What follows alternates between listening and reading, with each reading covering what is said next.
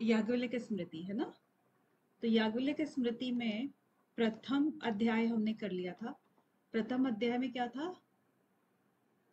आचार संहिता, यानी कि आचार जैसे होता है, जैसे हम देखते हैं हमें सिखाया जाता है कि ऐसे ऐसे आचरण करना है, वो होता है आचार अध्याय। क्योंकि वो दूर से बैठ करके शिक्षा दी जाती है ना, वो वाला। तो उसमें हमारे प्रकरण कौन कौन से थे? जो शुरू में आरंभ था, फिर ब्रह्मचारी प्रकरण था, उसके बाद विवाह प्रकरण था, फिर वर्ण जाति प्रकरण था, और उसके बाद एक सेकेंड, उसके बाद गृहस्थ प्रकरण था, फिर स्नातक धर्म प्रकरण था, और फिर भक्ष और अभक्ष प्रकरण था, फिर द्रव्य शुद्धि था, दान करण था, दान प्रकरण, और श्राद्ध प्रकरण था, फिर गणपति कल्प प्रकरण था, गृह शांति प्रकरण था, धर्म प्रकरण था। और उसके बाद आज हम करेंगे व्यवहार अध्याय। अब ये चीजें हमें सिखा दी गई है, कि ऐसे ऐसे आपको जीवन का निर्वाह करना है। अलग अलग एरिया भी बता दिए हैं कि ब्रह्मचर्य के कौन से हमारे गुण होने चाहिए, विवाह के पश्चात कौन से होने चाहिए, वर्ण जाति के हिसाब से किसको क्या करना चाहिए, गृहस्थ धर्म के क्या पालन करना चाहिए, और उसके बाद क्या खाना, क्या रहना, द्रव्य शुद्धि कैसे होती है, दान किस प्रकार दिया जाता है, श्राद्ध कैसे करना है, और ग्रह शांति और धर्म, सब चीजों के बारे में बता करके अभी सिर्फ बताया है। अब इसका आचरण भी करना है कि किस तरह से आपको प्रैक्टिकली करना है। तो यहाँ पर हम देखेंगे कि जो दूसरे अध्याय में व्यवहार जो अध्याय है, उसके अंतर्गत 25 हमारे कुछ पॉइंट्स हैं जिसको कि बताया गया है। 25 में से एक साधारण व्यवहार है। साधारण व्यवहार मीन्स सबके लिए लागू है वो, ठीक है। तो वो साधारण मतलब हर कोई करेगा कि व्यवहार का लक्षण क्या है। फिर सभासदों, क्योंकि राजा की बात हो रही है ना, राजा से शुरुआत होती है कि किस तरह से उनके सभा के अंदर जो बैठे होते हैं व्यक्ति, उनके लक्षण कैसे होने चाहिए, उनकी संख्या कितनी होनी चाहिए, व्यवहार के देखने में अनुकल्प कितने होते हैं, यानी कि किस तरह से हम व्यवहारों को देखा करते हैं, है ना। और फिर अगर सभासद ही गड़बड़ कर जाएं, यानी कि जो होता है ना, गांव में सरपंच होते हैं, तो सरपंच ही बिक जाए अगर, या वो पार्शली जो है वो निर्णय दे दें, या उसकी कोशिश करें, तो उनको दंड किस प्रकार से दिया जाना चाहिए, व्यवहार के और लक्षण क्या हैं, ठीक है। उस तरीके से 18 प्रकार के व्यवहार बताए गए हैं। और उसके बाद वादी के आगे, जैसे वादी होता है, एक प्रतिवादी होता है, क्योंकि कोई भी झगड़ा हो जाता है तो राजा के समक्ष लाया जाता है ना। तो वादी प्रतिवादी के अंदर जो लिखना होता है, वो जो पत्र होता है उसका लेखन करना, श्रुत अर्थ पर उत्तर लिखना, फिर वो जो जैसे जैसे कह रहा है तो उसका कैसे लिखना होता है, उसके भी फिर 4 भेद बताए गए हैं। 4 प्रकार के मिथ्या उत्तर बताए गए हैं कि किस प्रकार से भ्रमित करने की कोशिश की जाती है, ठीक है। और साधन के निर्देश का विचार किया जाता है। व्यवहार के फिर आगे फिर 4 पद बताए गए हैं। जैसे कि प्रमाण की सिद्धि में जो हम दावा करते हैं कि इसको सिद्ध कैसे करोगे, और दूसरा क्या है कि अन्य को असिद्ध कैसे करोगे। होता है ना, एक वादी और एक प्रतिवादी की पक्ष से जो भी व्यवहार देखने को मिलता है निर्णय के लिए, उसके लिए 4 पद हैं। एक तो सिद्धि में जो दावा करते हैं वो, और एक उसको असिद्धि में जो दावा करते हैं, उस प्रकार से, ठीक है। तो मेरे ख्याल से इतना इतना शॉर्ट शॉर्ट ही ठीक है, आगे है ना, शॉर्ट शॉर्ट ही ठीक है ना। आगे आता है असाधारण व्यवहार मात्र का प्रकरण। असाधारण व्यवहार में क्या होता है कि जैसे आप देखोगे कि प्रत्यभियोग, यानी कि जिसके ऊपर जो भी दंड लगाया गया हो या जो आरोप लगाया गया हो, तो उसके विषय में विचार करना, एक अभियोग का अन्य द्रव्यों में निवेश का निषेध बताया गया है, फिर उसके एग्जाम्पल दिए गए हैं। अभियोग के निर्णय के बिना प्रत्यभियोग का निषेध किया गया है, यानी कि आज के उसमें परिप्रेक्ष्य में भी हम बोलते हैं ना, जब तक अपराध साबित ना हो जाए तब तक आप उसको अपराधी नहीं कह सकते, ठीक है ना। ये वही चीज कह रहे हैं। प्रतिभू यानी कि वकील, और प्रतिभू के अभाव में निर्णय, यानी वकील नहीं हो तो कैसे निर्णय करेंगे। और निहव में, यानी कि जानकारी अगर छुपा ली है किसी ने तो उसमें वकील का कर्तव्य क्या होगा। मिथ्या अभियोग में दंड क्या होगा, काल विलंब का अपवाद क्या होगा, दुष्ट अभियोगी कौन सा होता है, और साक्षी के लक्षण क्या होने चाहिए, अनाहूत यानी कि जो अनिमंत्रित जो भी आता है, वो कुछ भी बोलने लगता है ना, उसको बुलाया नहीं गया और वो अपने आप ही अपना कुछ कुछ कहता जा रहा है, तो उसका दंड क्या होगा? धर्म अधिकारी के पास दोनों के एक बार ही आने में किसकी क्रिया करना, इसका निर्णय करना है। या फिर जो शरत, शरत एक शब्द है, उसका अर्थ होता है पासे या जुआ से, है ना? तो उनके द्वारा जब कुछ अपराध होता है तो उसके व्यवहार में निर्णय कैसे करेंगे? या छल निरसन का प्रकार, यानी दो प्रकार का जो तत्व है, अ, वो उस तरह से तत्व का अर्थ है। और उसके बाद छल के अनुसार जो अनुकल्प होता है, यानी कि उसका जो कल्पना होती है उसके अनुसार उसका लक्षण फिर क्या होता है। और फिर अगर उससे एक ही दिशा में, यानी कि किसी एक पक्ष का ही सुन करके उसका जानने का जो प्रयास करना है, न्याय जानने में तर्क है, अनेक अर्थों के अभियोग में निर्णय है, दो स्मृतियों के विरोध में निर्णय है, अर्थशास्त्र और धर्मशास्त्र, ये दोनों दोनों जो शास्त्र है ना, उन दोनों में जब अगर विप्रतिपत्ति आ जाए, यानी कि विरोधी अगर निर्णय हो, तो उसको कैसे निर्णय करना है, उसका एग्जाम्पल्स दिए हुए हैं। आतताई के विषय में वध विषय, यानी कि जो गुंडा होते हैं, गुंडे होते हैं, जो ऐसे समाज के जो ऐसे गुंडत्व होते हैं, उनके बारे में जब वध हो जाए उनका, तो उसके बारे में निर्णय कैसे किया जाएगा? क्या उनको वही सजा मिलेगी या उसकी सजा में कुछ छूट मिलेगी? तो द्विजातियों के शस्त्र ग्रहण में निर्णय। अब द्विजाति आपको बताई थी ना, द्विजाति क्या होती है? द्विजाति मीन्स जो पहले तीन वर्ण थे उनके अंदर, यानी कि ब्राह्मण, क्षत्रिय और वैश्य, ये। और द्विजाति से मतलब वही हो गया ना कि पहले वो पैदा होते हैं, उसके बाद जब उनका उपनयन संस्कार होता है तो वो दूसरी जाति, यानी कि दूसरा जन्म, द्विजन्म या द्विजाति ऐसा। तो उसके जो शस्त्र ग्रहण है उनके बारे में निर्णय बताए गए हैं। आतताई के और एग्जाम्पल भी हैं, कैसे कैसे आतताई हैं, किस तरह से उनका सामना करना है। और अन्यथा करने में, अगर आपसे कुछ अनर्थ हो गया है तो उसका प्रायश्चित कैसे करना है। फिर चर प्रमाण है, उनके भेद हैं, मनुष्यों का दिव्य प्रमाण लेने में निर्णय है, उनके उदाहरण है। दिव्य प्रमाण लेने में निषेध है। अब ये दिव्य प्रमाण को भी देखेंगे, क्या चीज है दिव्य प्रमाण, और उनके निषेध हैं, उनका अपवाद है। हाँ। और इसके बाद आता है लेख्य आदि में, लेख्य आदिकों में भी जो नियम कहे गए हैं वो है। और प्रमाणों के बल अबल में विचार है। आदि आदिकों का पूर्व उत्तर क्रिया का निर्णय है। भूमि के वर्षों के उपभोग में निर्णय है, यानी कि भूमि को कितने वर्षों तक कौन उपभोग करता है और उसके बाद उसका कितना हक उसके अंदर हो जाता है, कितना नहीं होता है, ये सब भी। और अनागम के उपभोग में दंड है।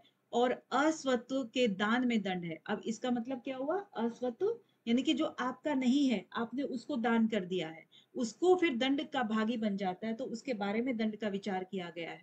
और एक है कि 10-20 वर्ष के उपभोग में हानि हुए तो वहां अपवाद किस किस चीज का हो सकता है, उप निक्षेप का लक्षण क्या होता है। हाँ। तो इस तरह से फिर आगे है अध्यापक आदिकों के हर्ता को दंड, अध्यादिकों के सॉरी। और दंड का परिमाण क्या होना चाहिए, दंड के प्रकार कितने होते हैं, धन लेने की आसक्ति में दंड का प्रकार क्या होता है, यानी कि जिस जो धन ना दे पाए उसके लिए फिर कौन सा दंड का प्रयोग किया जाएगा। उत्तम साहस का दंड का स्वरूप क्या होगा। अब यहाँ पर जो ब्लू लाइन में मैंने लिखा है ना, ये थोड़ा सा ध्यान देने योग्य है। ऐसे ही क्योंकि ग्रंथों में लिखा हुआ है कि ब्राह्मण को एक तो वध नहीं करना है, एक उसको शारीरिक दंड से भी वंचित रखना है, यानी कि मारना पीटना और उसको वध नहीं करना, वो निषेध बताया गया है। ठीक है, ब्रह्म हत्या का पाप लगता है इससे।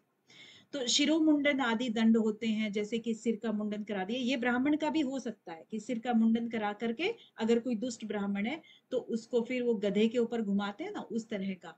अंकन में व्यवस्था है। चतुर निरोध शब्द का अर्थ है कैसा भोग प्रमाण है, सो कथन है। आगम निरपेक्ष भोग का प्रामाण्य है। आगमन के उपभोग में दंड है। आगम सापेक्ष में उपभोग का दंड है। 3 प्रकार का स्वीकार भी बताया गया है। पुरुष की व्यवस्था से और प्रामाण्य की व्यवस्था से आगम विषय में दंड की व्यवस्था है। स्वीकार के नियम भी होते हैं कुछ। और अभियुक्त के मरने में निर्णय है कि अभियुक्त अगर मर जाए तो फिर उसके बाद कैसा निर्णय दिया जाएगा। व्यवहार की सिद्धि के वास्ते व्यवहार देखने वालों का बल अबल है। और प्रबल दुष्ट व्यवहार के निर्णय में निर्णय है। मत उन्मत्त आदिकों के निर्णीत व्यवहार के विषय में निर्णय है।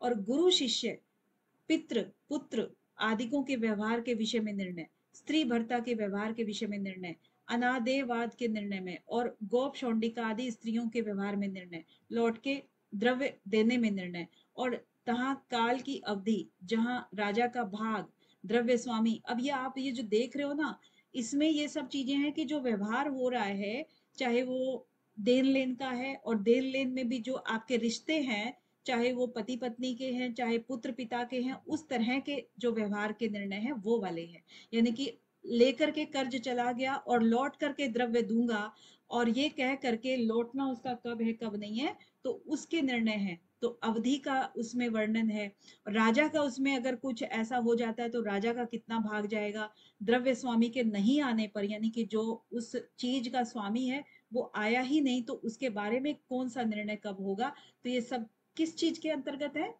असाधारण व्यवहार। असाधारण व्यवहार क्या होता है? साधारण व्यवहार तो हम करते हैं, और असाधारण मतलब जिस चीज का डिस्पुट हो जाए, है ना, जो चीज हमें प्रॉब्लम करे और उसका सॉल्यूशन के लिए हम किसी के पास जाते हैं, तो वो असाधारण व्यवहार हो गया। ठीक है। और निधि का स्वामी मतलब जो खजाने का जो स्वामी है, उसके आने में निर्णय है, राजा का उसमें भाग कितना होगा, चोर वगैरह के द्वारा जो द्रव्य हर लिए गए हैं उसके विषय में जो निर्णय होते हैं वो कैसे होंगे, और उसके अपहार में राजा का क्या दोष होगा। और मतलब अगर राजा उसका पार्शली वो करता है कि मतलब उसको ठीक से जज नहीं करता है, ठीक से क्या बोलते हैं उसको, शब्द ही दिमाग से निकल जाते हैं। हाँ, मतलब आप बताओ क्या कहते हैं, मैं तो मतलब मेरे न्याय में सही निर्णय नहीं दे पाता है मैम। न्याय। देखा कितना आसान शब्द था। तो इस तरह का ये जो है सबका सब असाधारण व्यवहार में आता है। ठीक है, सारा, क्योंकि साधारण व्यवहार नहीं है ना। अब देखिए ऋण दान प्रकरण आ गया। ऋण दान क्या होता है? आपको सबको पता है ऋण दान क्या होता है ना। ऋण दान का मतलब हो गया कि कर्ज देना। अब कर्ज देना क्या है? 7 प्रकार का कर्ज दान बताया गया है। ठीक है। अब 7 प्रकार का कर्ज दान कैसा होता है कि एक तो ये होता है कि जो ऋण देने योग्य होता है, एक दिन ऋण न देने योग्य होता है, एक अधिकारी होता है कि भाई, और एक इसको समय पर दे दें, और एक इसको इस प्रकार से दें। यानी कि कुछ चीजें होती हैं जो ऋण देने के काम समय हमें करनी होती हैं, तो उस तरह से। तो ये जो 5 प्रकार बताए गए हैं, पहले वाले जो 5 प्रकार है, अधर्म धर्मण के विषय में 5 प्रकार है। अधर्मण ये क्या होता है? अधमरण, अधम धर्मण। ठीक है। ये क्या होता है? कर्ज लेने वाला, लेने वाला। ठीक है। अब लेने वाले के विषय में जब देने वाला किस किस चीज को ध्यान में रखता है वो चीज कही गई है। और उत्तमर्ण क्या होता है? कर्ज देने वाला। ठीक है। तो बाकी की विधि जो होती है वो 7 प्रकार बताए ना, तो 5 प्रकार तो इसके हो गए और 2 प्रकार इसके हो गए। तो ये हो गया कि लेने वाले की विधि हो गई। और उसके बाद देखो मास मास में वृद्धि का निर्णय। अब वो देने वाला, जो ऋण देने वाला है, वो डिसाइड करेगा कि उसको हर महीने ब्याज देना है, लेना है, या पण के क्रम से वृद्धि, यानी कि उसको रोज रोज लेना है। कई लोग होते हैं ना रोज का होता है, तो वो पण के क्रम से वृद्धि हो गया। एक हो गया चक्रवर्ती। चक्रवर्ती, चक्रवर्ती मतलब कि ब्याज के ऊपर ब्याज, यानी सूद के ऊपर सूद जो होता है उसको चक्रवर्ती बोल देते हैं। ठीक है ना। तो इस तरह से कई तरह की बातें होती हैं। और वृद्धि का प्रकार में आपका कायिका आदि है, कायिका आदि। ठीक है। कायिका मतलब जो प्रतिदिन होता है उसको कायिका बोलते हैं। और एक होता है कालिका। ठीक है। ये कारिक, कारिक वृद्धि है, एक कारिक होती है। तो वो होती है कि जैसे प्रतिमास, ये कारिक तो करने वाला हो गया। और कालिक, कालिक होता है जिसको काल काल पे, यानी कि प्रतिमास ही बोलेंगे उसको, कि एक पर्टिकुलर टाइम के बाद उसको फिर वो इंटरेस्ट देना होता है। ठीक है। और कारिता, कारिता मतलब वो उसके ऊपर डिपेंड करता है कि वो कर्ज देने वाला कितना कर्ज बढ़ाता है, ठीक है। एक होती है अकृत वृद्धि फिर आगे, और एक होती है याचिक विषय में निर्णय, फिर वो क्या कहना चाह रहा है उसके विषय में निर्णय करेंगे। अदान में निर्णय कि नहीं दे तो क्या करेंगे। अकारित वृद्धि पर अपवाद, फिर उसके बाद द्रव्य विशेष से वृद्धि का विशेष, दिए हुए द्रव्य का बहुत बहुत समय तक किस द्रव्य की कितनी वृद्धि करनी होती है ये कथन कहा गया है। रस आदिकों की वृद्धि है, वस्त्र धान्य आदिकों की वृद्धि है, पुरुषांतर में संक्रमित किए गए द्रव्य के प्रयोग के विषय में निर्णय है, और एक बार प्रयोग के विषय में निर्णय, दिया हुआ धन लेने के प्रकार भी बताए गए हैं। तहाँ धर्म आदिक उपाय, राजा के अधर्मण से कर्जा दिलाने का प्रकार है। एक ही बार बहुत उत्तमम को न्याय, उत्तमर्ण कौन सा बताया था, जो कर्ज देने वाला होता है, ठीक है, उसको न्याय के वास्ते जो है ना द्रव्य दिलाना, यानी कि जो ना दे फिर उसको कैसे कर्ज दिलाना है वापस। निर्धन अधर्मणिक के विषय में निर्णय, यानी कि जो ना दे पाए निर्धन है उसके बारे में किस तरह से निर्णय लिया जाएगा। दिए हुए द्रव्य को नहीं लेने में निर्णय, कुटुंब के वास्ते लिए हुए ऋण के विषय में निर्णय, और नहीं देने योग्य निर्णय कौन कौन से, निर्णय नहीं सॉरी ऋण, तो नहीं देने योग्य ऋण कौन से होते हैं। पुत्र पौत्रों ने भी ने भी नहीं देने योग्य ऋण, और पति ने कितने स्त्रियों का ऋण देना है, भार्य आदिकों का अघनत्व वर्णन, और फिर जो भी ऋण देना जिससे भी देना ये वर्णन है। काल विशेष में ऋण दान का निर्णय है, पुत्र पौत्रों ने ऋण देने का निर्णय है, और प्राप्त व्यवहार के विषय में निर्णय है।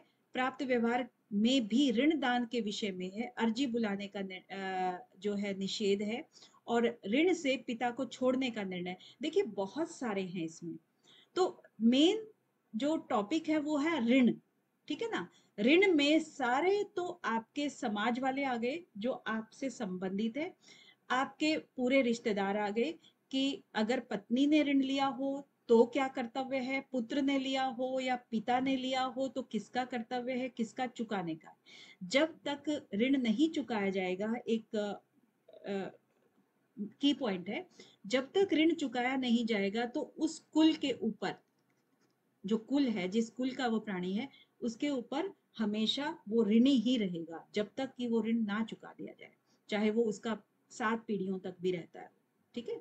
तो इस तरीके से ऋण चुकाना बहुत ही जरूरी है। तो श्राद्ध में बालक का भी अधिकार होता है, फिर इसके बाद निर्णय पुत्र, ये सब इसके ऋणी के हैं, ठीक है। और इसके बाद आता है कि पुनर्भू सवरायणी, यानी कि ये सब क्या है कि वो स्त्रियों के हैं लक्षण। कैसे हैं कि जैसे किसी स्त्री का दोबारा विवाह हुआ हो और कोई स्वजातीय हो, मतलब उसके साथ में जो पहले ना मल्टी बहुत कई कई शादियां भी हो जाती थी, तो उस तरह की स्त्रियों के नाम है ये। तो उन्होंने किसने क्या ऋण दिया, किसको कैसे दिया, वो सब चीजें यहाँ पर बताई गई है, ठीक है। तो इसमें मुझे लगता है सारी चीजें पढ़ेंगे तो बहुत समय जाएगा।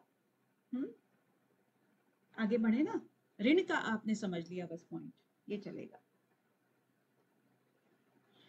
आगे आता है उपनिधि। उपनिधि क्या होता है, मेन है ना, आप अगर इन चीजों का भी अर्थ समझ लो तब भी बात बन जाती है। उपनिधि मतलब, उपनिधि होता है धरोहर एक तरह से, कि हम किसी के पास भी अपना सामान रख देते हैं कि हम वहां जा रहे हैं फला फला जगह, आप इसको मेरी अमानत समझकर रख लीजिए। तो गिरवी रखना मैम, गिरवी रखना, हाँ गिरवी किसी रखना, के पास। हाँ गिरवी रखना बोलते हैं, लेकिन वो गिरवी रख के और फिर जरूरत भी निकाली मैम बंधक रखना भी बोलते ना, बंधक रखना। हाँ बंधक भी आगे बोल सकते हैं इसको, लेकिन अभी तो बंधक नहीं बोलेंगे इसको। उपनिधि का मतलब होता है सामान से संबंधित, और बंधक डिफरेंट होता है। बंधक आदमी को भी बोलते हैं कि भाई हाँ उसने उसको बंधक बना के रखा हुआ है, ऐसे बांध के रखा। उपनिधि मतलब सूद। उपनिधि मतलब मैम सूद, मान लीजिए इंटरेस्ट। आपके पास 1 लाख का सोना है, ठीक है, गोल्ड है, वो गोल्ड से अब आपको पैसे की जरूरत पड़ गई। अब वो गोल्ड लेकर के आप किसी साहूकार के पास जाओगे और वहां पर कहोगे कि मेरे पास ये गोल्ड है और मुझे इसके पैसे चाहिए, मुझे बहुत जरूरत पड़ गई है, तो ये आपकी धरोहर है। और वो साहूकार क्या करेगा कि वो ऐसी की ऐसी पोटली में बांध करके उसके ऊपर मोहर लगा देगा अपनी, यानी कि बिल्कुल बंद कर देगा। इसमें भी अलग अलग वेराइटीज होती हैं, मतलब अलग अलग चीजें हैं। यानी कि अगर तो पैसे आपने दिए हैं किसी को, तो फिर वो उसको गिन करके मोहर लगा करके रखा जाए तो वो है क्या है, उपनिधि है। अगर उसने पूरा छानबीन करके कि हाँ सच में इतना है नहीं है ऐसा कुछ करके लिख दिया, उसको कहते हैं उपनिधि। ठीक है। और अगर उसने एज इट इज, जैसे आपने खुद ही मोहर बंद करके उसको दे दिया, उसको नहीं पता कि क्या है इसके अंदर क्या नहीं है, उसको कहते हैं निक्षेप। ठीक है। तो ये दो चीजें हैं, यानी कि उपनिधि क्या है कि धरोहर द्रव्य का लक्षण हो गया है। तो उपनिधि के दान में अपवाद भी बीच बीच में आते हैं। उपनिधि के उपभोक्ता को दंड, यानी कि जिसने, साहूकार ने अगर इस सोने को बरत लिया, यूज कर लिया, तो फिर वो साहूकार को दंड का एक प्रावधान है। उपनिधि धर्मों में याचिक आदिकों का अतिदेश, यानी कि जो याचिक हैं, जो भी उनको लेने देने वाले होते हैं, तो उनका अतिदेश, यानी कि उनको कैसे हमने सुपुर्द करना है, उसके क्या प्रोसेस होते हैं। उनको बीच में कुछ बंदों को, साक्षियों को के बीच में ही उनको दिया जाता है ताकि वो मुकर ना सके। तो इस तरह के कुछ अतिदेश होते हैं, यानी कि हस्तांतरण की कुछ प्रक्रियाएं होती हैं। ठीक है। ये उपनिधि प्रकरण हो गया। अब आता है साक्षी प्रकरण, क्योंकि यहाँ पर साक्षी इन्होंने बोला ना, अतिदेश यानी हस्तांतरण आपको कैसे करना है। तो साक्षी प्रकरण में साक्षी के स्वरूप का वर्णन किया गया है। देखिए साक्षी क्या होता है, यानी कि साक्षात दर्शन करने वाला, जिसके सामने सब कुछ घटित होता हो, उसको साक्षी बोलते हैं ना। तो साक्षी के स्वरूप का वर्णन हो गया। अब ये है कि दो प्रकार का साक्षी होता है। एक होता है कृत कृत साक्षी, और एक होता है अकृत साक्षी। कृत क्या होता है कि जिसको साक्षी हमने कह दिया हो, वो कृत हो गया। और अकृत कौन सा होता है कि जिसको हमने साक्षी ना कहा हो, वो, यानी कि वो अपने आप ही अचानक चल करके आ जाए, वो हो गया। तो और लिखित आदि साक्ष्यों के भेद हो गए फिर, और साक्ष्यों के लक्षण और उसकी संख्या, दोष से असाक्षी, यानी कि भेद और असाक्षियों का स्वरूप हो गया, स्वयं आकर बोलने का स्वरूप हो गया, है ना। बुलाया नहीं गया, लेकिन वो कोई छुपा हुआ था, खिड़की में से देख रहा था, कहता हाँ हाँ हाँ मैंने देखा था, और बाहर किसी को नहीं पता था कि इसने देखा था। हाँ। और असाक्षी, एक साक्षी के विषय में निर्णय, और चौर आदिकों के वर्ज्य साक्षी को भी लेना। ठीक है ना। कुछ ऐसे भी होते हैं जो बना करके, साक्षी बना करके पेश किए कर दिए जाते हैं। तो साक्षी का सुनाना, और ब्राह्मण आदिकों में सुनाने का नियम क्या होता है, उसका अपवाद क्या होता है, साक्षी को दूषण करने का स्थल कौन सा होता है, साक्षी सुनाने का प्रकार, साक्षी को त्रास देने में निर्णय, यानी कि साक्षी को भी देखो ना, बहुत जगह छुपा दिया जाता है कि नहीं इसको बहुत खतरा है, जान का खतरा है, तो साक्षी नहीं कहे वहां कर्तव्य, क्या कर्तव्य है, साक्षी के अनंगीकार में निर्णय, और कूट साक्षियों को दंड। कूट साक्षी मतलब जो मिथ्या साक्षी होते हैं, मिथ्यावादी होते हैं, उनको कूट साक्षी बोलते हैं। दो प्रकार के साक्षी हैं। गलत गवाही देना किसी भी को हाँ लेकर मैम। जी, बिल्कुल बिल्कुल, गलत गवाही वाले, उनको फिर दंड कैसे दिया जाना होता है, और उसके ऊपर निर्णय कैसे लिया जाना है। जय पराजय जानने के विषय में निर्णय, साक्षियों के स्व भावोक्त वचन के लेने में निर्णय, यानी कि उनकी खुद की क्या भावना रही है, अपने आप बना के कह रहे हैं, कैसे कह रहे हैं। तो साक्षी के वचन की परीक्षा भी करनी है, ऐसा नहीं कि साक्षी ने कह दिया तो हो गया। तो उसके वचन की परीक्षा कैसे करनी होती है, उसके भी कुछ रूल्स रेगुलेशन है। तो क्रिया का बल अबल होने का निर्णय है, और साक्षी के दोष जानने में निर्णय है, कूटमत विषय है, और साक्षियों को दंड है, ब्राह्मण कूट साक्षी है के विषय में निर्णय, यानी कि अगर ब्राह्मण ने ही अगर झूठा मिथ्यावादी किया है तो उसका निर्णय कैसे करना है। लोभ आदि कारण इसका विशेष दंड में मतलब लोभ आदि कारण जो होते हैं ना, वो उसके विषय होते हैं कूट साक्षी के। तो उसके विषय में फिर दंड कैसे करना है। अगेन देखिए यहाँ पर ब्राह्मण को शारीरिक दंड नहीं देना है, बाकियों को दे सकते हैं, लेकिन ब्राह्मण को शरीर का दंड निषेध बताया गया है। साक्ष्य को छिपाने में दंड, और जानने वाले को साक्ष्य के अनंगीकार में निर्णय है, यानी कि उसको छुपाने में, वही हो गया ना, जानता है लेकिन उसको छुपा रहा है। तो वर्णियों के वध में असत्य साक्षी की आज्ञा, और असत्य भाषण में प्रायश्चित कैसे करना है, किसी ने कर दिया है लेकिन उसका प्रायश्चित करना चाहता है तो इसका भी प्रावधान दिया हुआ है। तो आपने देख लिया ना इसमें क्या क्या है आपका अभी तक जो दूसरे अध्याय में आया है, एक साधारण व्यवहार, एक असाधारण व्यवहार, एक ऋण दान और एक उपनिधि प्रकरण और एक साक्षी प्रकरण। हमने अभी तक ये देखे हैं, ठीक है।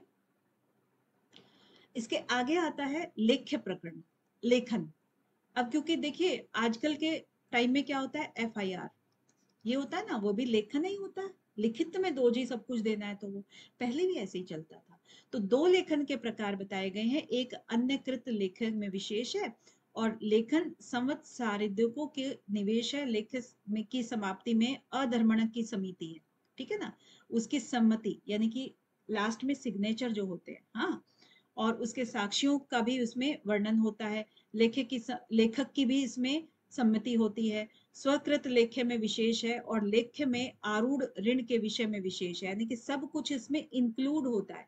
बलात्कार कृत लेख्य में विशेष है, उसका अपवाद है, जीर्ण आदि पत्रों में विशेष है और देशांतर पत्र लाने में काल की अवधि भी बताई गई है, राजकीय पत्र के विषय में निर्णय है, सभासदों के पत्र में के विषय में निर्णय है, 5 प्रकार के हीन पत्र के विषय में भी निर्णय है, लेख्य संदेह में निर्णायक उपाय है, यानी कि अगर संदेह है कि ये गलत या सही लिखा है, उसमें क्या चीज हमें उपाय करना है, किस तरह से पता लगाना है। तो लेख्य के पीछे लिखने का प्रकार है, संपूर्ण ऋण देने का कर्तव्य का निर्णय है और ससाक्षिक सर्व ऋण देने में कर्तव्य का निर्णय है। तो ऐसे बहुत सारी चीजें आ गई हैं आपके सामने जो कि यहां बता दी गई है, ठीक है। अब लेख्य जो है ना दो प्रकार का बताया, एक तो हो गया शासन वाला, था ना, एक जैसे राजा के दरबार में जिस तरह से लिखा गया सबके उसमें, एक होता है जानपत यानी कि खुद स्वयं के द्वारा मनुष्य से अपने हाथ से लिखा गया। तो दो प्रकार से होगी ना, एक खुद लिख करके आपने चिट्ठी दी है, एक वहां पर जा करके पुलिस वाले ने लिखी है ना, दोनों प्रकार के हो गए, ठीक है। आगे आता है दिव्य प्रकरण। अब वो जो पहले एक चर्चा करके आए थे कि साक्ष्य जो है ना दो प्रकार का होता है, एक जो मिलते हैं वैसे और एक दिव्य। अगर साक्षी नहीं है, साक्ष्य नहीं है, तो उस केस में हमें क्या करना चाहिए, दिव्य प्रकरण, यानी कि दिव्य प्रमाण जो होते हैं उनका हमें सहारा लेना होता है। तो उसमें दिव्य प्रमाण के अंदर शपथ के प्रकार हो गए आपके, दिव्य में साधारण विधि हो गई, दिव्य में पूर्ववादिक काल हो गया, घट दिव्य विधि हो गई, यानी कि ये कितने हो गए आपके दिव्य प्रमाण हैं। कौन कौन से हैं, एक घट हो गया और एक आपका अग्नि हो गया और उसका उदक हो गया, विष हो गया, कोश हो गया, तंदुल हो गया, तप्तमास हो गया और धर्म अधर्म आख्य विधि हो गई आगे। और यहाँ पर दिव्य में काल हो गया, जैसे तुला काल, पूर्वाहन दिक काल जो हो गया ना। तुला में क्या होता है कि जैसे दिव्य दिव्य है ये, आप ये ध्यान देना, दिव्य का मतलब क्या होता है, जो हम भगवान के ऊपर सौंप करके उनको प्रार्थना करके फिर हम एक तरह का प्रमाण देते हैं कि हे भगवान, अगर मैं अपने मन से सच्ची हूं तो मेरे साथ ये हो जाए, यानी कि तुला में बिठा दिया जाता है। तुला मतलब तकड़ी जो होती है उसमें बिठा दिया जाता है और उसके समान ही वहां पर कुछ वेट रख दिया जाता है। फिर जो तुला जहां नीचे झुकी तो वो पापी, ऊपर झुकी तो वो निरपराध या निर्दोष हो साबित कर दिया जाता है। तो उस केस में ये जो बंदा होता है वो प्रार्थना करता है भगवान से कि हे भगवान, अगर मैंने कुछ नहीं किया है तो मेरी रक्षा करना, ऐसे करना वैसे करना, है ना। तो उस तरह का हो गया। और घट, घट के विषय में क्या कहते हैं, घट के विषय में, और उस तुला के ऊपर क्या है कि उसमें भी एक कैटेगरी दी हुई है, उसमें कैटेगरी दी हुई है कि किस किस को आप तुला पे बिठा सकते हो। मतलब कोई स्त्री होती है या बालक होता है 16 साल से कम का या 80 साल से ज्यादा का होता है, या अंधा हो या लंगड़ा हो, और सभी तरह के ब्राह्मण हो, रोगी हो, इनकी शुद्धि जो होती है वो किससे होती है, इससे होती है, तुला से, ठीक है ना, यहाँ तुला। और फिर आता है घट। घट का मतलब क्या होता है, तपाना, जैसे अग्नि वाला, ये तो घट हो गया। आई थिंक तुला घट है, आई थिंक, मेरे को ठीक से याद नहीं है बट मेरे ख्याल से ये है। अग्नि जो होती है वो होता है घट के रूप में, इसका दूसरा नाम जो है ना घट है। तो घट दिव्य की विधि हो गई। फिर ये घट के अंदर क्या होगा, जैसे अग्नि में तपाना जैसे होता है, तो उसके भी बहुत सारी प्रक्रियाएं दी हुई हैं, वो लागू होती हैं क्षत्रिय के लिए। ठीक है, ये ब्राह्मण वगैरह के लिए, स्त्रियों के लिए, या रोगियों के लिए, या वृद्धों के लिए ये होता है घट यानी तुला। अग्नि क्षत्रियों के लिए होती है। और उसके बाद आता है विष वाला। अब ये उदयक जो है, उदयक मुझे ध्यान नहीं है कि क्या है, उदयक, उदयक दिव्य थी।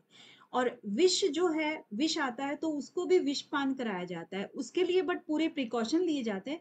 देखिए ये जितने भी प्रकार है ना, इनमें जान ना चली जाए उसका पूरा ध्यान रखा जाता है। हाँ, आई थिंक ये जल है, ये जल है, उदक दिव्य है जो है ना, वो जल वाला है। कि जल के अंदर नाभि तक जो है ना, जल के अंदर उसको खड़ा कर दिया जाता है, फिर वहां से उसको परीक्षा ली जाती है। विष का अंदर भी यही है कि किसी पर्टिकुलर टाइम में कुछ कुछ लेप करके विष को दिया जाता है, और उसमें भी वही चीज है कि वो प्रे करता है। कोश दिव्य में भी कुछ कुछ ऐसा ही है। और तंदुल के विषय में भी है ऐसे ही। और तप्त मास विधि भी ऐसी ही है कि भाई उसको किसी तरह से गर्म करके, मतलब उस तरह से उसको परीक्षा ली जाती है। और धर्म अधर्म आख्या विधि, इसमें भी वो व्याख्याएं की गई हैं। इसके बाद फिर पक्षांतर है, शपथ है, और शुद्धि की विभावना है। ठीक है, इस तरीके से दिव्य प्रकरण कंप्लीट होता है। फिर दाय विभाग प्रकरण। दाय विभाग क्या होता है, दान देना। दाय का मतलब है दान देना। ठीक है, अब दान क्या और किसको कैसे दिया जाना है वो भी इसमें बताया है कि दो प्रकार का दाय होता है। एक तो होता है अप्रतिबंध दाय। अप्रतिबंध किसके प्रति लागू होता है, जो दादा और पिता, इससे जो संपत्ति उसके वंशजों को जाती है उसको कहते हैं अप्रतिबंध दाय। सप्रतिबंध क्या होता है, जो उसके नहीं होते हैं लेकिन बांट करके बाद में उसके हिसाब से कुछ बहुत सारे उपाय बताए गए हैं कैसे कैसे दी जाती है, तो वो सप्रतिबंध हो गया। ठीक है ना, विभाग का लक्षण हो गया है, और स्वत्व का निरूपण हो गया है, और स्तेन का अतिदेश हो गया है, यानी कि चोरी के स्ते है ये, स्ते का अतिदेश, यानी कि चोरी के माल का आप हस्तांतरण नहीं कर सकते हैं। और लौकिक सत्ता के विषय में विचार है, फिर उसका स्वत्व का प्रतिपादन, यानी कि आपका है क्या उसके बारे में बताया गया है। पिता की इच्छा से विभाग किया जाता है। ज्येष्ठ जो पुत्र होता है उसके बारे में विशेष रूप से बोला गया है कि उसको कितना और कैसे मिलना चाहिए। विभाग का काल क्या होना चाहिए। सम विभाग में पत्नियों का विशेष क्या होना चाहिए। पुत्र को दाय लेने की अनिच्छा में विशेष क्या होना चाहिए। विषम भाग का निषेध भी बताया गया है। और पितृ मरण के पश्चात सम विभाग कैसे करना है, ज्येष्ठ पुत्र को वंशोद्धार करना है। इस तरह से काफी चीजें हैं जो उनके वंश के अकॉर्डिंग दान या उसके धन का हस्तांतरण कैसे होगा उस तरीके से बताया गया है। पुत्री के विषय में भी है, पुत्री के विषय में भी है, द्योतों के विषय में भी है। और आपको जैसे पहले भी बात हुई थी कि जैसे ये है ना, औरस पुत्र है, और गूढ़ज है, कानीन है, पौनभव है, दत्तक है, कृत्रिम है, कृत्र है, सहोडज है। तो ये सब क्या है, ये आपके वही रिश्तेदार हैं। जो औरस किसको कहते हैं, औरस पुत्र, जो हमारे खुद के बच्चे होते हैं, पुत्र होते हैं, वो हैं औरस, यानी कि धर्म विवाह से जो पत्नी उत्पन्न करती है पुत्र को, वो हो गया। पुत्री का पुत्र जो लक्षण है वो तो आपको पता है, द्योता होते हैं। क्षेत्रज्ञ पुत्र का लक्षण यानी कि आप ही के परिवार का हो गया, भाई बंधु का। गूढ़ज पुत्र का भी लक्षण वही हो गया कि आपका जो गूढ़ज है वो समझिए आपके परिवार को बढ़ाने के लिए सजातीय हो गया एक तरह से, है ना। और कानीन पुत्र हो गया, जैसे एक कुंवारी कन्या है, वो पिता के घर में रह रही है और उसने पुत्र को जन्म दिया है, तो वो कानीन हो गया। जब उसका विवाह हो जाएगा तो वो पुत्र का पिता जो है ना, जिससे विवाह होगा, वो ही कहलाएगा। पौनभव है कि पुनर्विवाह जिसका हुआ होगा, वो उसका जो पुत्र होगा वो होगा। दत्तक मतलब किसी को दिया हुआ जैसे होता ना, गोद दिया हुआ पुत्र। कृत्रिम मतलब बनाया हुआ पुत्र, जिस किसी को भी धर्म भाई, धर्म बहन, धर्म पुत्र ऐसे बना लेते हो तो कृत्रिम हो गया, कृत पुत्र ऐसे ही। सहोडज भी भाई बंधु का पुत्र हो गया। तो इस तरह से ये इनके ना रिश्तेदार हैं सारे के सारे, ठीक है। तो वो सब दान किस तरह से उनको दिया जाए, किस तरह से नहीं दिया जाए, किसमें क्या शर्त होती है, किसको कितना भाग देना है, यानी कि जो पहला पुत्र होता है, ज्येष्ठ पुत्र होता है, उसको सबसे ज्यादा, और बाकी आने वालों को चतुर्थ यानी कि चौथा हिस्सा, तीसरा हिस्सा, मध्याह्न है, इस तरह से करके बहुत सारे इसके नियम बताए गए हैं, ठीक है। अब पूरा का पूरा पढ़ेंगे तो बहुत देर लग जाएगी, तो इस तरह से आपको ये देखना है। आगे आता है सीमा विवाद प्रकरण। सीमा विवाद क्या होता है कि अब धन जायदाद ये तो हो गई। अब आपकी जमीन की बात आती है कि आपके खेत हैं, आपके घर हैं, तो उसमें सीमा विवाद का निर्णय किस प्रकार होगा, उसके निर्णय के साधन क्या क्या होने चाहिए, इसके भेद बताए गए हैं 4। और ग्राम सामंत आदिकों का वर्णन है, यानी कि सबके सब इकट्ठे होकर के उसका लक्षण तय करें, मोल का लक्षण करें, उद्धृत का लक्षण करें, वनचारी का लक्षण करें, सीमा के वृक्ष किसके हिस्से में आएंगे, सीमा के चिन्ह क्या होने चाहिए, सीमा निर्णय का उपाय क्या होना चाहिए, उसके साक्षी बने, और निर्णय किए गए सीमा के पत्र लेखन का भी व्यवहार होना चाहिए। साक्षियों के असत्य भाषण में दंड का भी प्रावधान है, और ज्ञाता और चिन्हों का अभाव है। और राजा ने सीमा जो राजा सीमा तय करता है, राजा ने सीमा करना, और सीमा निर्णय में आराम आदिकों में अतिदेश, उसका फिर कैसे बंटवारा करना है। सीमा निर्णय के प्रसंग में मर्यादा, भेद आदिकों में दंड, अपनी भ्रांति से मर्यादा में हरने में दंड, उत्तम साहस दंड का लक्षण, यानी कि जो ऐसे होते हैं ना उद्दंड टाइप के, उनका फिर दंड कैसा होना चाहिए। सेतु कूप आदिकों को करने में निषेध में दंड, और अल्प उपकार में निषेध। और सेतु के 2 प्रकार है, सेतु के प्रवर्त्यता के विषय में विचार है, जोते हुए खेतों के विषय में निर्णय है कि किसी ने जोत लिया है, उसके बाद अगर बटता है तो उसका क्या निर्णय होगा, ठीक है। वो सीमा विवाद हो गया। अब स्वामी पाल विवाद, यानी कि जो स्वामी होता है, जो मालिक होता है उसका, और मालिक जो होता है फिर दूसरा उसको कैसे परेशान करता है, तो वो स्वामी हो गया है ना। जैसे कि गो आदिकों ने दूसरे का अन्न भक्षण करने में दंड, ठीक है, दूसरे का अन्न भक्षण कर लिया, उसका कितना माप रहा, उसका कितना दंड उसको भुगतना पड़ेगा। और क्षेत्रांतर में और पशवत्तर में अतिदेश, यानी कि फिर उसको कैसे हस्तांतरण करना है, क्या लेन देन उसका होगा। क्षेत्र के स्वामी को फल दिलाने में निर्णय, ठीक है ना। और क्षेत्र विशेष में अपवाद, बाढ़ करने का प्रकार जो होता है, पशु विशेष में दंड का अभाव और अदंड पशु, गोप के विषय में निर्णय, और गोप की नौकरी की कल्पना और प्रमाद से नाश होने में निर्णय, पशुओं के कर्ण आदि का चिन्ह दिखाने में निर्णय, और पाल के दोष से पशु के नाश में पाल को दंड, और गोचार का निर्णय, गो आदिकों के प्रचारार्थ क्षेत्र का परिमाण। तो मेनली इसमें किस किस चीज की चर्चा है, आपके खेत या जो जो आपकी बाढ़ है, खेत है, उसके अंदर जो पशु गए, उन पशुओं या किसी दूसरे का चारा या कुछ ऐसा चारा खा लिया, या पशु ही है उसके कान के ऊपर क्या चिन्ह था उसका हो गया, यानी कि इस तरह की जो विवाद होते हैं वो इस प्रकरण में आते हैं। अस्वामी विक्रय प्रकरण, यानी कि आप स्वामी नहीं हैं लेकिन आप किसी की और की चीज का विक्रय कर देते हैं, बेच देते हैं, तो उसका लक्षण। एकांत में थोड़े से बेचने का निषेध, यानी कि दे तो दिया है लेकिन उसमें से थोड़ा सा बेच दिया, बाकी तू ले ले भाई अपना है। और स्वामी करके अभियुक्त क्रेता की कर्तव्यता, क्रेता पकड़े पीछे उसका कर्तव्य है। और देशांतर में क्रेता गया हो तो योजन की संख्या से काल अवधि को नापना, मोल लगाने में निर्णय, और अज्ञात देश के विषय में निर्णय, साक्ष्यादिकों ने क्रय का शोधन करने में निर्णय, नष्ट वस्तु के अभाव करने में दंड, तस्कर को छिपाने वाले के विषय में निर्णय, राजपुरुष ने लाए विषय में निर्णय, नष्ट द्रव्य राजा के पास लाया हो तो राजा ने रक्षण करना, और रक्षण के निमित्त राजा का भाग, अब उसको टैक्स भी तो देना पड़ेगा ना। और पर स्वामिक नष्ट पशुओं का 1 दिन का वेतन, वो भी। ठीक है, ये हो गया आपका अस्वामी विक्रय प्रकरण। अब है दत्ता प्रदानिक प्रकरण। दत्ता प्रदानिक क्या होता है?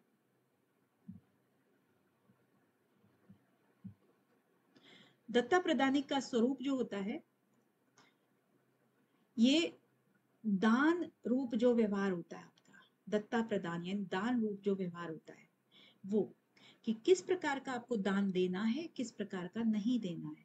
यानी कि देय दान क्या होना चाहिए और अदेय कौन सा होता है। देय कौन सा होना चाहिए? जो किसी का कोई भी उस पे मैं भूल ही जाती हूँ वर्ड्स क्या है, किसी का कोई अधिकार ना हो, है ना। हाँ किसी के साथ बुरा ना हो मैम। हाँ, किसी का उस पे अधिकार ना हो, मतलब कोई स्वामी ना हो उसका, है ना। तो वो होता है अदेय, जो अपना धन ना हो, सीधी सी बात है ना, तो वो आप उसको नहीं दे सकते हो। और देय कौन सा होता है? जो आपका अपना है, किसी के द्वारा भी कोई भी उसके ऊपर दावा नहीं ठोका गया हो, तो वो हो गया। ठीक है, तो उसके भी आगे 4 भेद बताए गए हैं। तो कुटुंब के अविरोध से देने योग्य विषय में निर्णय। अब जैसे कि एक तो होता है कुटुंब के अविरोध, यानी कुटुंब विरोध नहीं करना है तो देने योग्य जो चीज है उसके विषय में निर्णय हो गया। फिर उसके बाद मत व्यगण का वर्णन हो गया, मर्त्य 8 प्रकार का अदेय हो गया। सर्वस्व दान में निषेध हो गया कि सर्वस्व कभी भी दान नहीं करना चाहिए। सोना आदि दूसरों को कह के दूसरों को नहीं देना, यानी कि किसी को आपने कह दिया और किसी और को दे दिया, वो नहीं करना है। देय धन को प्रकाश में देना, अब जाहिर सी बात है, कर्जा अगर आप किसी को लौटा रहे हो तो प्रकाश में देना, इसका मतलब है कोई साक्षी आपको रखना है, नहीं तो वो मुकर जाएगा। देने को कहा होए तो भी अधर्मियों को नहीं देना, यानी कि अधर्मी कौन होते हैं? जो पापी लोग होते हैं, अगर उनको आपने हाँ भी कह दिया कि दे दूंगा तो भी उनको नहीं देना। अदत्त के प्रकार भी बताए गए हैं, दत्त अदत्त का स्वरूप भी बताया गया है। और दान का ना एक और चीज भी बताई गई है दान के बारे में, कि दान आपके कोई भी ऐसी निर्धन फैमिली है या थोड़ी मीडियम भी है, लोअर मिडिल क्लास है, मिडिल क्लास है, क्योंकि वहीं पर थोड़ा पैसे का ना देख देख करके प्रयोग होता है। तो जो वो वाली फैमिलीज है उनमें बहुत लोग ऐसे होते हैं जो दान देने का बहुत मन करता है उनका, हर चीज का, हाँ ये भी दान दे दूं, वो भी दान दे दूं। और उसको दान दे करके सिर्फ चुप रहना नहीं है, उसको गाना भी है, यानी कि अपनी प्रसिद्धि पाने के लिए दान देना। और घर में उसके बच्चे हैं, उसकी पत्नी है, वो सब तरस रहे हैं, उनकी जो जरूरतें भी पूरी नहीं हो रही है, तो वो दान देने के लिए निषेध किया गया है। ठीक है, वो दान नहीं देना है।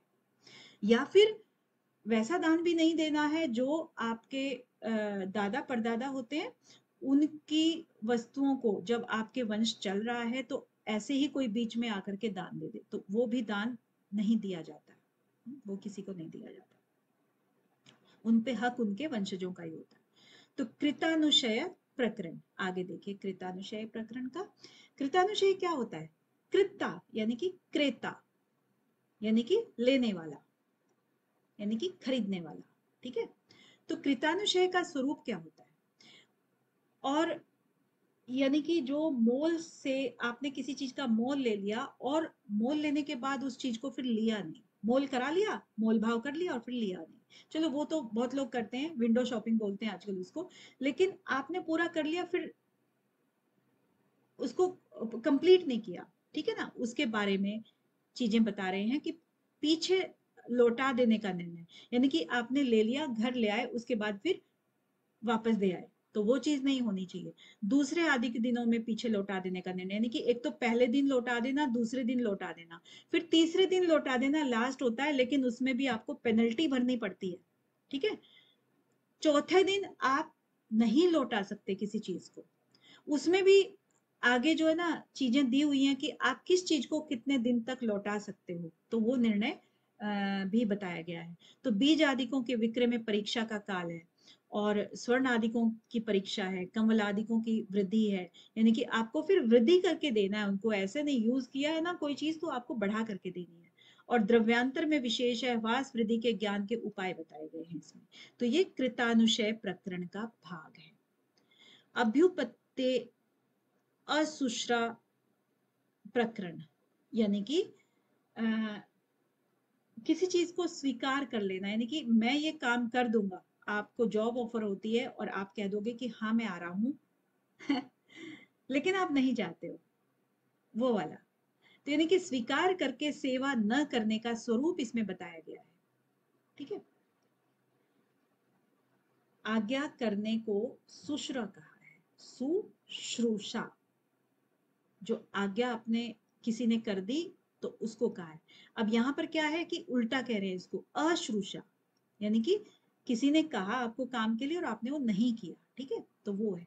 तो 5 प्रकार के सुश्रपक होते हैं। तो 5 प्रकार के जो कर्म कर हैं उनकी बात करते हैं। जैसे कि एक हो गया शिष्य, 5 प्रकार में एक शिष्य होता है। शिष्य किसको कहते हैं? जो वेद पढ़ने वाला होता है उसको शिष्य कहते हैं। एक होता है अंत्यवासी। अंत्यवासी कौन होता है? जो शिल्पकारी की शिक्षा लेता है, उसको अंत्यवासी बोलते हैं। एक होता है भृतक। भृतक होता है जो मोल लेकर के काम को करे, यानी कि पैसे ले लेता है। जैसे लेबर लोग है ना, तो उनको हम एक दिन के लिए बुलाते हैं, तो पैसे लेकर के जो काम करे उसको भृतक बोल देते हैं। और अधिक्रमकृत, यानी कि जो कर्म करने वाले का अधिष्ठाता होता है, यानी कि उनका एक सुपरवाइजर लगा लो। ठीक है ना, तो वो लगा लो। तो ये सारे के सारे क्या काम करते हैं? शुभ कर्म करते हैं। तो ये 4 प्रकार के जो कर्म कर हो गए वो शुभ कर्म, यानी कि वो ऊपर के काम करते हैं। तो 2 प्रकार के जो कर्म हैं वो दास वाले कर्म होते हैं। तो 3 प्रकार के भृतक दास के 15 प्रकार, 15 भेद होते हैं। बल से दास किए गए विषय में निर्णय, और दास को छोड़ने के विषय में निर्णय, संन्यास भ्रष्ट के विषय में निर्णय, वर्ण की अपेक्षा में दास्य की व्यवस्था, और अंत्यवासी के धर्म क्या होते हैं, ये बताया गया है अभिपत्य अशुश्रा प्रकरण में। ठीक है। अब संविद, संविद, अब यहां पर भी थोड़ा देखिए ये मिक्स है वर्ड, तो इसको ठीक से देखेंगे। संवित, यहां पर पहले तो बोलते हैं संवित। ठीक है। संवित के बाद ये आता है व्यतिक्रम। ठीक है, संवित व्यतिक्रम, इसको जोड़ के बनाया गया है। संवित व्यतिक्रम मतलब, जो संवित मतलब होता है अपना बुद्धि से काम लेना, जैसे होता है ना सोचना, मतलब अच्छा, तो उसका यानी कि जो ज्ञाता होता है, धर्म को जानने वाला, ये कह देते हैं संवित को, है ना। संवेता बन जाते हैं, चित्त संवेता बन जाते हैं, आपने याद होगा। उसका व्यतिक्रम, यानी कि उसका जब हम उल्लंघन करने लगते हैं, जानते बूझते हुए गलती करना एक तरह से, है ना, वो, तो वो क्या होता है? उसके लक्षण क्या होते हैं? धर्म रक्षण के वास्ते ब्राह्मणों की स्थापना की गई है। क्योंकि राजा जो लोग होते हैं तो वो अपने राजभवन में ब्राह्मणों के लिए, यानी कि जो उनके गुरु होते थे ना, एक आपने शुरू पुराने में राजा महाराजाओं के उसमें देखा होगा, तो गुरुजी हमेशा उनके उसमें महल में बैठते थे। तो वो ब्राह्मणों की स्थापना करते थे कि वो पथ भ्रष्ट ना हो, है ना, संवेद से, संवित से वो उसका उल्लंघन ना कर पाए, इसके लिए वो धर्म रक्षा के लिए ब्राह्मणों की स्थापना करते थे। तो नियुक्ता के कर्तव्य का कर्म बताया गया है, और उसके अतिक्रमादिकों में दंड, यानी कि अगर वो ऐसे करते हैं तो उसका दंड क्या होगा। गुणियों में राजा के वर्तन का प्रकार, और समूह ने दिए हुए को रहने वाले दंड का। समूह ने का मतलब क्या हुआ? जैसे कि समुदाय के लिए, जो समुदाय के लिए जो भी चीज होती है, जैसे कि समुदाय के लिए कुआं खुदवा दिया या तालाब बनवा दिया, तो वो होता है सबके लिए। लेकिन उसमें अगर कोई काम बिगाड़ता है या खुद ही उसको ग्रहण करने की कोशिश करता है या उसको बिगाड़ देता है किसी भी तरह से, तो उसको क्या दंड मिलना चाहिए। कार्य चिंतन का लक्षण क्या है, त्रिविध धर्म क्या का श्रेणी आदिकों का अतिदेश है ना। ठीक है, तो ये सब हो गया आपका संविद व्यतिक्रम में। अब आता है वेतन दान। वेतन दान का स्वरूप क्या होता है? वेतन दान का, तो वेतन दान के लिए जो बताया गया है कि वेतन जो देते हैं किसके लिए, उसके विषय में निर्णय। भृति के नहीं तोड़ के वाले काम कराने वाले को निर्णय, यानी कि जो भृति होता है, यानी कि काम करने वाला, नौकरी करने वाला, है ना, उसका जो काम दे दिया उसको नहीं करवा रहा है तो उसको दंड क्या मिलना चाहिए। आज्ञा के बिना काम करने वाले के विषय में निर्णय, यानी कि वैसे ही बिना ही कुछ कहा और उसने कर दिया, उसके विषय में क्या निर्णय होना चाहिए, वेतन देने के प्रकार क्या होने चाहिए, और आयुगों का भार ले जाने वाले विषय में निर्णय है, और काम करके छोड़ने वाले के विषय में निर्णय है, अवगत व्याधि के विषय में निर्णय है। ठीक है, इस तरह से कुछ चीजें इसमें बताई गई हैं। फिर आता है द्युत। द्युत क्या होता है? आमतौर पे जो हम देखते हैं, जो क्रीड़ा होती है, जो द्युत क्रीड़ा होती है ना, जुआ टाइप का। जुआ हाँ बोलते हैं। हाँ, द्युत जुआ, और ये सामान्य प्रकरण। गैम्बलिंग। अब इसमें हाँ गैम्बलिंग, तो इसमें दो चीजें मिली हुई हैं, देखिए द्युत और सामान्य। तो इसमें द्युत क्या होता है कि द्युत का मतलब हो गया आपका जो निर्जीव वस्तुओं से जिस चीज से क्रिया की जाए, यानी कि जुआ क्या बोलते हैं उसको, कुछ वस्तुओं को रख करके सामने, कुछ तो नाम होता है इसका, क्या बोलते हैं उसको, जो जो चीजें हम रखते हैं यहाँ पर, मान लीजिए पैसे हैं। मैम धान ले सकते हाँ हैं, मैम धान ले सकते हैं, धान राशि रखकर, सोने चांदी हाँ, वगैरह उसका रखकर, उसका मतलब एक द्युत क्रीड़ा करना। पर्टिकुलर नाम होता है उसका ना, कुछ होता है, गिरवी गिरवी। बट चलिए आपको वो पता लग गया है कि उसमें ऐसी चीजों को रख जी करके, मैम। मैम गिरवी।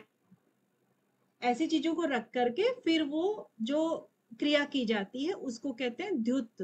ठीक है ना, द्युत क्रीड़ा, यानी कि प्राणी से भिन्न, प्राणी उसमें जीव नहीं होता है, उससे भिन्न जो चीजें होती हैं उसको कहते हैं। ठीक है, हाँ गिरवी, गिरवी नहीं होता है, नहीं गिरवी नहीं होता है, गिरवी डिफरेंट होता है, ये तो गेम हो गया ना, गैम्बलिंग जैसे होता है ना, वही।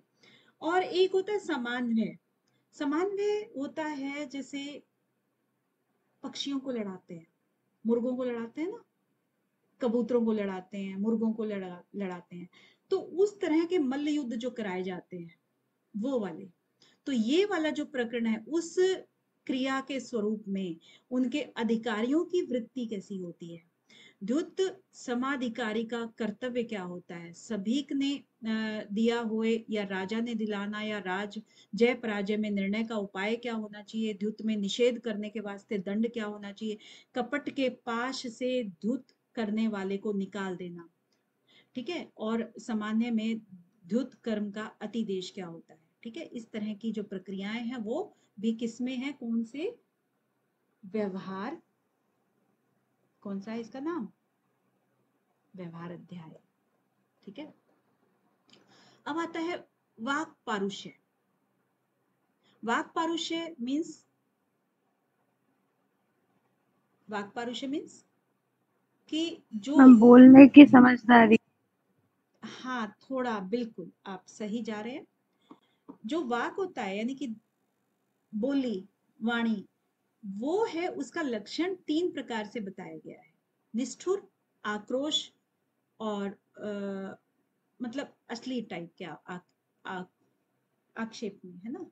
तो वो कैसे आता है, वो आता है आपका देश के अकॉर्डिंग, जाति के अकॉर्डिंग और कुल के अकॉर्डिंग। कुल, कुल, कुल, कुल, यही होगा क्या लिखना, तो उसके अकॉर्डिंग जो हाँ होता है, मैम जैसे, यही होगा। है ना, जैसे कि मान लीजिए राजकुमार है, तो राजकुमार के बोलने का जो तरीका होता है वो सामान्य व्यक्ति के तरीके से अलग होगा, है ना। तो देश, जाति और कुल, इन तीनों पर निर्भर करता है कि निष्ठुर, आक्रोश, ये सब चीजें होती हैं। तो वाक पुरुष का लक्षण तीन प्रकार के, ये निष्ठुर आक्रोश में सवर्ण के विषय में दंड, और अश्लील आक्षेप में विषम गुण में दंड, और परस्पर के आक्षेप में दंड, और प्रतिलोम अनुलोम के आक्षेप में दंड, और निष्ठुर आक्षेप में दंड, और असक्त के विषय में निर्णय, और तीव्र आक्रोश में दंड, और त्रिविद्यादिकों के आक्रोश में दंड। तो आप इससे क्या समझे कि जो बोली से होने वाला जो भी किसी को नुकसान पहुंचाना है, अभिमान को या किसी से भी, तो उसके विषय में किस तरह से दंड दिया जाता है। इसमें इसमें गाली गलौज भी आ गया आपका, यानी कि प्रतिलोम अनुलोम जो था आपका, अनुलोमज, प्रतिलोमज, ये वही चीजें होंगी ना। अंतरजातीय विवाह से जो उत्पन्न संतानें होती हैं, आजकल की भाषा में हम ये कहेंगे इसको, ठीक है। तो इस तरीके से जो भी चीजें होती हैं वो वाक पारुष्य प्रकरण में आती हैं। उसके बाद आता है दंड पारुष्य प्रकरण। दंड पारुष्य प्रकरण में इसके भी 3 भेद हैं। विधि है, यानी कि जिससे दंड दिया जाए। कैसे? जैसे स्थावर चीजें हैं, जंगम चीजें हैं, शस्त्र आदि पत्थर से हिंसा करना है, उससे जो दुख पैदा होता है, उनसे जो दंड दिया जाता है वो उससे संबंधित है ये, ठीक है। दंड पारुष्य में उसका संदेह निवारण निर्णय, साधन विशेषकर दंड का निर्णय, विष्ठ आदिकों के स्पर्श में निर्णय, और प्रतिलोम्य के अपराध में निर्णय, सजातीय के विषय में हाथ उठाने में निर्णय, केश आदि नोचने में निर्णय, और काष्ठ आदिकों के ताड़ने में दंड, लोहू के दिखने में दंड, हाथ पांव तोड़ने में दंड, यानी कि हर प्रकार का इसमें है ना, चेष्टा आदि रोकने में, ग्रीवा आदि मोड़ने में, और अंग भंग करने में, वर्ण भरने वास्ते औषध और पथ्य के लिए खर्चा दिलाना, फिर सब चीजें, फिर उसमें दंड वंडे सब चीजें आ रही है आपके दंड पारुष्य में।